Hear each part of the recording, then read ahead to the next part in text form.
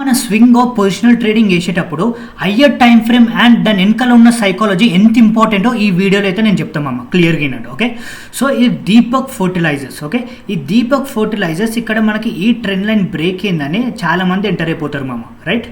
So ఇక్కడ break అయిపోయింది, so entry plan అయితే వేసేస్తారు. సో ఇక్కడ ఎంట్రీ ప్లాన్ చేయగానే ఇక్కడ ఏమైంది, మనకి ఆల్మోస్ట్ మళ్ళీ ఒక 30 to 35% అయితే డౌన్ అయిపోయింది మనకి, రైట్? సో ఇక్కడ దీని వెనకాల సైకాలజీ ఏముందో చూసుకుందాం. ఓకే, సో ఇక్కడ మనం మంత్లీ టైం ఫ్రేమ్లోకి వెళ్తే మనకి ఆల్మోస్ట్ ఒక 8 years తర్వాత మనకైతే బ్రేక్అవుట్ అయితే ఇచ్చింది మామ మనకి. ఓకే, సో ఇక్కడ చూసుకోండి, ఇక్కడైతే మనకి బ్రేక్అవుట్ క్యాండిల్ అయితే ఫామ్ అయిపోయింది.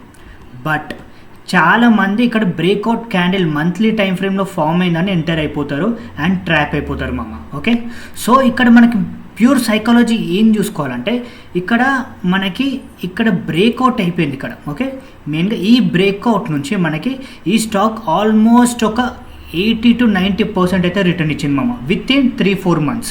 ఓకే, సో ఏదైనా స్టాక్ మనకి 80-90% విత్ ఇన్ షార్ట్ స్పామ్లో మనకి రిటర్న్ ఇచ్చిందంటే ఆ పర్టికులర్ స్టాక్ కన్సాలిడేషన్లోకి వెళ్ళిపోతుంది మామ. ఓకే, బ్రేక్అవుట్ కాగానే ఎంటర్ కావద్దు మనం మంత్లీ టైం ఫ్రేమ్లో, బిగ్ టైం ఫ్రేమ్లో మనకి. ఓకే, సో మనము ఎప్పుడైతే మళ్ళీ ఇది రీసెంట్గా బ్రేక్అవుట్ అవుతుందో అక్కడ మనం ఎంటర్ అయితే ప్లాన్ చేసుకోవచ్చు మామ.